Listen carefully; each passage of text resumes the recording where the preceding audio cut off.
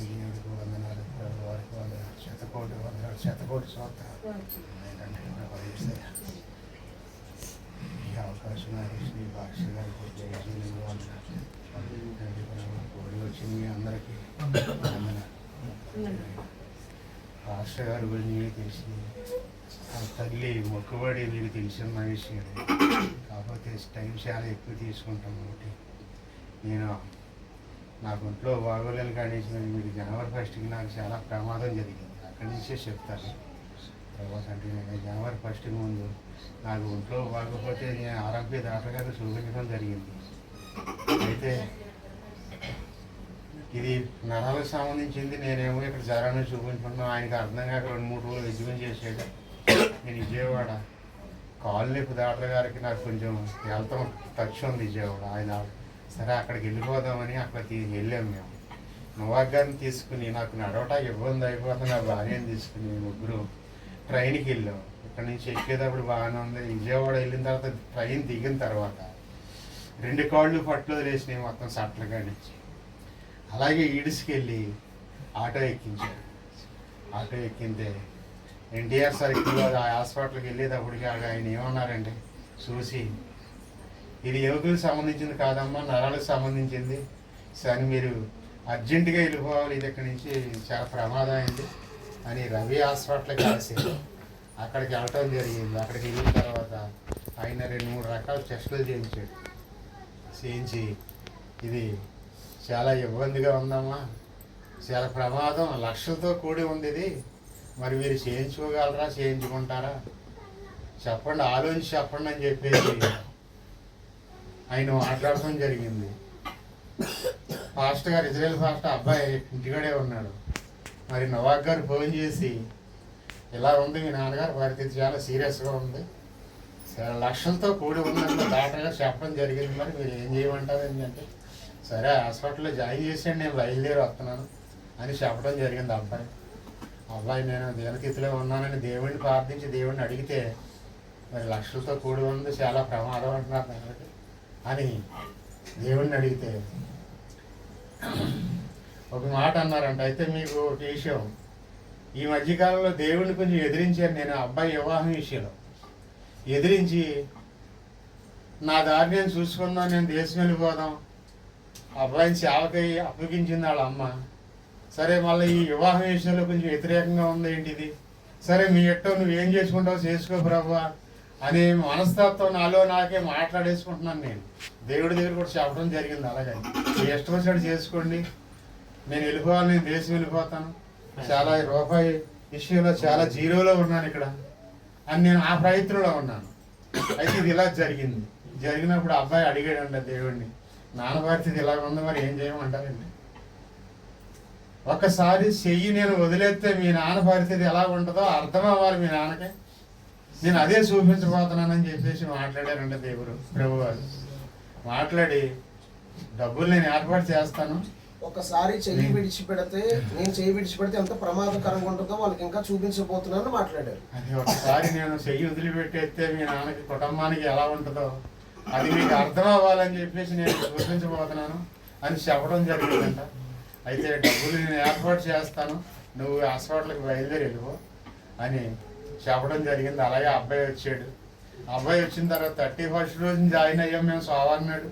మంగళవారం అంతా కూడా డాక్టర్లో మాట్లాడుతూనే జరిగింది, మీరు వైద్యం గురించి చేయించుకుంటారా చేయించుకోలేరా, ఇది లక్షలతో కూడి ఉంది, ప్యాకేజీ ఇన్ని లక్షలు అవుద్ది, మీరు ఒకసారే కడతారా కట్టలేరా, ఇవన్నీ సాయంత్రం వరకు బేరాలు ఆడితే సరిపోయింది. అయితే మేము ఏ రోజుకి ఆ రోజు కొనుక్కుంటామని డాక్టర్ గారికి అబ్బాయి మాట్లాడి వైద్యం చేయించుకుంటామని అబ్బాయిలు ఇద్దరు మాట్లాడుకుని డాక్టర్ గారికి చెప్పడం జరిగింది. అయితే ఇండేషన్ వచ్చి ముందు 25,000 చెప్పారు, తర్వాత 20,000 చెప్పారు, తర్వాత 15,000 ఇండేషన్ చేద్దామండి, 25 ఇండేషన్ చేయాలి, ఆ ఇండేషన్ పడకపోతే రియాక్షన్ ఇస్తే మేము ఏమీ చేయలేము, ఆ వైద్యం మొదలు పెట్టాక మధ్యరేకంగా ఆగకూడదు, డబ్బులు అన్నీ సమకూడితేనే మీరు ఎదురు రండి, లేకపోతే ఇంటికి వెళ్ళిపోండి అని చెప్పడం జరిగింది. సరే మేము ఏ రోజుకి ఆ రోజు చేయించుకుంటామండి, ఒకసారి మేము కట్టలేము ప్యాకేజీ అని అబ్బాయిలు ఇద్దరు మాట్లాడి డాక్టర్ గారు చెప్తే, అయితే ఇన్ని లక్షలు అయినా వైద్యం అంతా అయిపోయిన తర్వాత నీకు నడక రాకపోతే మేమేమీ చెప్పలేం, మమ్మల్ని ఏమి అడగొద్దు, మా మీద దెబ్బలాడొద్దు. కానీ మీరు అమెరికా వెళ్ళినా ఇదే వైద్యం. అంచేత మీరు చేయమంటే మేము మొదలు పెడతాం, చేస్తాం. సరే అండి, ఏ రోజు కాదు డబ్బులు చూసుకుని రోజుకి రూమ్ అద్దె 8,000, మందులు 4,000 5,000 రాస్తున్నారు. మందులు కాక ఓన్లీ ఇండేషన్లకే 75,000 అవుద్ది రోజుకి. మీరు అవన్నీ చూసుకుని ఆలోచించి చెప్పండి అని సంతకాలు పెట్టించుకున్నారు. మేము నడక రాకపోతే మేమేమీ చెప్పలేము, మా మీద దెబ్బలాడొద్దని కూడా సంతకం పెట్టించుకున్నారు. అన్నిటికీ ఇష్టమై సంతకాలు పెట్టి నోవాక్ గారు నాతో ఉన్నారు, ఆయన కూడా సంతకం పెట్టారు. సంతకం పెట్టి వైద్యులు మొదలుపెట్టి చేస్తుంటే అయితే అలాగా 24 అవర్స్లో 24 గంటల్లో 5 గుడ్లు ఎక్కాలి. 5 గుడ్లు 75,000 అవుతుంది. ఏ రోజు గారు తేవడం, డబ్బులు ఏర్పాటు చేసుకోవడం, దేవుడు దయ వాళ్ళు అడిగిన కాడల్లా డబ్బులు ఇచ్చి ఆ మందులకి ఆకుండా వైద్య గారికి నడిపించాడు దేవుడు. అయితే ఫస్ట్ రోజు నువ్వు దర్శనం ఇచ్చాడు నాకు. చేపల మార్కెట్లోకి వెళ్ళి నడిచి వస్తున్నాను. నడిచి వస్తుంటే ఈ బాబాయ్ కనిపించారు. అంతకుముందు ఒకసారే చూసే విజయవాడలో అయ్యింది. చేపల మార్కెట్లో కనిపించి బాబాయ్ ఎక్కడ ఉన్నారు ఏంటంటే నేను ఇక్కడే పని చేస్తున్నానని చిన్న రూమ్లో తీసుకెళ్ళారు. ఆయన నన్ను తీసుకెళ్తే అక్కడ అట్టుబడులకి వెళ్ళున్నాయి ఆ రూమ్ నిండాను. అది అయిపోయింది. రెండో దర్శనం ఒక పాత శిక్షి రిఫర్ చేస్తున్నారు, పడగొట్టేసి మళ్ళీ కడుతున్నారు. అక్కడ పొడికేసేస్తారు నన్ను తీసుకెళ్ళి మంచం మీద. అందరూ చిన్న పెద్ద అందరూ పని చేస్తున్నారు, తెల్లవారులు పని చేస్తున్నారు. నా దగ్గరికి వచ్చి మాట్లాడుతున్నారు, అడుగుతున్నారు ఏంటి చర్చిలో పడుకో వేసారు, నన్ను చర్చిలో పడుకున్నాను అనుకున్నాను. సరే ఆ దర్శనం అయిపోయింది. మూడో దర్శనం వచ్చి ఇచ్చారు దేవుడు. ఒక మన ఎంపీలో ప్రధానమంత్రులు మన భీమవరం వస్తే పవన్దండలతో బొక్కీలతో మనం ఎదురు చూస్తాం కదా పొడుగుని నుంచింది ఆ టేజీ వద్ద. అలాగే నేను విజయవాడలో నువ్వు రోడ్డు అంటే వెళ్ళిపోతుంటే వాళ్ళందరూ కూడాను పవన్ బొక్కీలు పట్టుకుని జెండాలు పట్టుకుని రోడ్డు పొడుగుని నాకు వెల్కమ్ చెబుతున్నారు. ప్రభువా ఎంత గొప్పగా నడిపించావు నన్నని నాకు ఎంతో ఆశ్చర్యమైంది 3 దర్శనాలు చూసిన తర్వాత. అలాగే నా దోతలు నీ గదిలో ఉంటారని వాక్కు ఇచ్చారు. అది జనవరి 1కి తీస్తారు కదా మీరు. వాగ్దానం తీస్తే నోవాక్ గారు వాళ్ళ అమ్మాయి తీశారు. ఏలూరులో మా తోబుట్టి తీసింది. ప్రసాద్ తీశారు విజయవాడలో. ఎప్పుడు చర్చికి వెళ్దాం. మా అన్నయ్య గారు అమ్మాయి తాడేపల్లి గుడిని తీసింది. 4 ఒకే రకంగా వచ్చినాయండి. నా దోతలు నీ గదిలోను ఉంటారు అని వస్తే ప్రసాద్ ఉన్నారు. ఈ 10 రోజులు ఉద్యోగం మానేసి డ్యూటీ మానేసి ఆయన నాకు భోజనాలు బొట్లు అన్నీ కూడా వాళ్ళే చూశారు. ఎందుకంటే బాబు మీ బోర్డు ఖర్చు అయిపోతుంది వద్దంటే దేవుడు మాకు అవకాశం ఇచ్చాడు, మమ్మల్ని చేయనివ్వండి. ఓన్లీ ఒక 2 ఇడ్లీ పొద్దున్నే మేము బయట కొనుక్కునేది. నా వరకు ఉన్నాయన్నీ ప్రసాద్ ఇంటికాడి నుంచే పట్టుకొచ్చేవారు. అలాగే నోవాక్ గారు కూడా ఈ 10 రోజులు కూడా పిల్లలు ఇంటికాడ ఉన్నారు. పిల్లల్ని వదిలేసి ఇల్లు వదిలేసి నా దగ్గరే సేవ చేశారు. ఆయన కూడా ఇంటికి వెళ్ళిరండి మీరంటే నేను వెళ్ళను, దేవుడు వెళ్ళమంటే వెళ్తాను, నన్ను దేవుడు వెళ్ళమని చెప్పినదిగా నేను వెళ్ళను అని ఆయన కూడా 10 రోజులు నా మంచం దగ్గర పడుకొని 10 రోజులు కూడా బాత్రూమ్కి వెళ్ళాలంటే ఈడ్చుకొచ్చి నాకు ఎంతో సేవ చేసి, ఎందుకంటే నా భార్య ఒకతే పట్టుకోలేదు, నేను నిలబడలేకపోతున్నాను, ఏది అవసరం ఉండలేదు. అలాగే ఆయన పాపం తెల్లవారులు కూడా 10 రోజులు నా దగ్గర పడుకొని నాకు ఎప్పుడు కావాలంటే అప్పుడు ఏది కావాలంటే అది సేవ.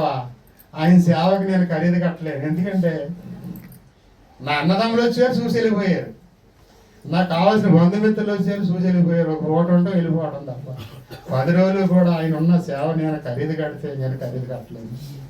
అంత గొప్పగా ఆయన నిలబడి చేసేయండి. నాకు ఇంటికి వచ్చే కూడా 2-3 రోజులు వచ్చి పొద్దున్నే బాత్రూమ్ తీసుకెళ్తాం మళ్ళీ చేయటం ఇంటికి వచ్చాక. అయితే మేము 10 రోజుల నుండి హాస్పిటల్లో ఇంటికి వచ్చాం. 11వ రోజున పొద్దున్నే దేవుడు మాట్లాడి అబ్బాయితో అన్నారు, మీ నాన్న 20 రోజుల్లో నడిపిస్తాను, డేట్ రాసుకోమన్నారు. స్టాండ్ కొన్నారు, కుర్చీ కొన్నారు. నాకు నిలబడతలేదు. వీళ్ళిద్దరూ పట్టుకుంటేనే కానీ నిలబడలేకపోతున్నాను. వదిలేసి నిలబడండి అంటే పడిపోతే చెయ్యగోలు ఇరిగిపోతే తలపై ఇరిగిపోతాయి. సిమెంట్ ఖర్చు నాకు భయం వేసేసి తిట్టేసి ఉండి వీళ్ళేమో నిలబడండి అంటే నాకేమో అసలు కాలు తెలుతులేదు. అడిగి ఎక్కడేస్తున్నాను తెలుస్తలేదు. అలాంటి పరిస్థితిలో 20 రోజుల్లో ట్యాండ్ లేకుండా నడిపించేశాడు దేవుడు. గొప్ప. అసలు ఆయన చెప్పుని డేట్ రాసుకోమన్నాడు. ఆ ప్రకారంగా నేను ట్యాండ్ లేకుండా నడితే ప్రయత్నం దేవుడు నడిపించి దేవుడు ఓతం ఇచ్చి అక్కడి నుంచి ఒక్కోమెట్టు బాత్రూమ్ కూడా ఎవరు అవసరం లేకుండా నేను వెళ్ళటం రావటం. ఇది 2 నెలలు పూర్తయి 3వ నెల జరుగుతుంది. నాతో పాటు పెరాలసిస్ వచ్చిన వాళ్ళు హాస్పిటల్లో చాలా మంది ఉన్నారు. కాలు చెయ్య ఇప్పటికి ఈడు చేస్తున్నారు, నడవలేకపోతున్నారు. దేవుడు నాకు ఎంతో గొప్ప తిథి ఇచ్చాడు, గొప్ప భాగ్యం ఇచ్చాడు. కాకపోతే ఈ దేవుడిలో నేను నిలుచుండే భాగ్యం నాకు ఇవ్వాలి. దేవుడు నన్ను నడిపించుకుని వాడుకోవాలి. నన్ను నీకే తెలుసో తెలియక ఎన్నో పాపాలు చేశాను, ఎన్నో తప్పులు మాట్లాడాను. దేవుడిని ఎన్నో దూషించేవాడిని, దూషించి అబ్బాయిని ఎంతో కొట్టేసి చాలా హింస పెట్టేసేవాడిని. కానీ దేవుడు నీ కుటుంబం నువ్వు నాకు కావాలంటున్నాడు మమ్మల్ని. మరి ఇది ఏంటో నాకు అర్థం కాదు. నేను పెద్దగా చదువుకోలేదు, ఏమీ అసలు నాకు తెలియంది ఇది అంతాను. ఈ దేవుడే ఈ చిన్న సాక్షిని దీవించిన కాక ఈ అందరూ అవకాశం ఇచ్చినందుకు వందనాలు.